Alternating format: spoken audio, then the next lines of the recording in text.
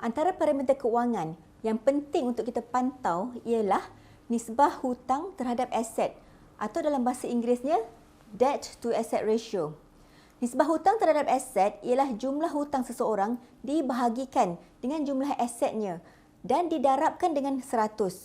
Nisbah ini menunjukkan kemampuan seseorang untuk menjelaskan semua hutangnya jika dia mencairkan semua aset miliknya.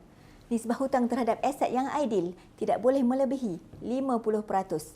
Seseorang perlu mengelakkan membuat terlalu banyak hutang pada satu-satu masa. Sebagai contoh, baki hutang dan nilai aset Encik Yusuf ialah seperti di dalam jadual ini. Encik Yusuf memiliki aset seperti rumah, kereta, emas, simpanan tunai di bank, tabung haji, saham amanah dan KWSP. Jumlah nilai aset Encik Yusuf ialah sebanyak RM765,000. Encik Yusuf juga masih mempunyai hutang rumah, kereta, pinjaman peribadi, kad kredit dan PTPTN yang semua sekali berjumlah RM505,000. Aset dan hutang dalam contoh ini ialah yang biasa dimiliki oleh seseorang individu di Malaysia. So, dalam contoh ni, nisbah hutang terhadap aset Encik Yusuf ialah RM505,000 dibahagikan dengan RM765,000 darab 100 iaitu 66%. Ianya melebihi kadar ideal iaitu di bawah paras 50%. Antara langkah yang perlu diambil oleh Encik Yusuf untuk mengurangkan nisbah tersebut ialah melangsaikan hutang kad kredit dan pinjaman peribadi secepat yang mungkin kerana dua hutang ini mempunyai kadar keuntungan tertinggi yang dikenakan oleh pihak bank. Mengelak daripada menggunakan kad kredit untuk berbelanja pada masa akan datang.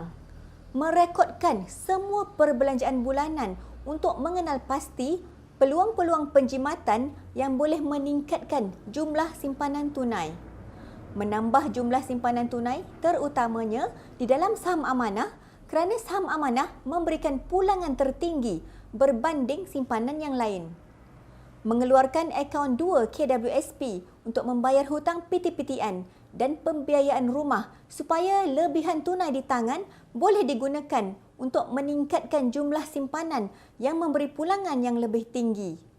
Mengeluarkan sebahagian daripada akaun 1 KWSP untuk dilaburkan ke dalam saham amanah melalui skim pelaburan ahli untuk meningkatkan nilai aset pada kadar yang lebih tinggi. Encik Yusuf juga dinasihatkan supaya tidak menambah hutang baru sehingga hutang yang ada dapat dikurangkan dan jumlah nilai aset bertambah. Hutang baru hanya boleh dibuat jika nisbah hutang terhadap aset dapat dikekalkan di bawah paras 50%. Sesetengah pakar keuangan berpendapat bahawa baki akaun 1 KWSP dan wang KWSP di dalam saham amanah tidak boleh diambil kira di dalam komputasi nisbah hutang terhadap aset kerana wang tersebut tidak boleh digunakan untuk membayar hutang, melainkan jika subjek sudah mencapai umur 55 tahun. Baki akaun 2 KWSP boleh diambil kira jika masih ada hutang pembiayaan rumah dan atau PTPTN kerana akaun 2 KWSP boleh digunakan untuk membayar hutang-hutang tersebut. Jika Encik Yusuf belum mencapai umur 55 tahun, nisbah hutang terhadap aset beliau ialah 79.5%.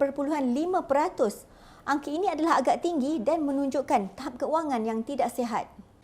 Kesimpulannya, kita perlu mengira nisbah hutang terhadap aset sebelum membuat sebarang hutang. Bak kata pepatah, ukur baju di badan sendiri agar kita tidak mengalami masalah kewangan pada kemudian hari.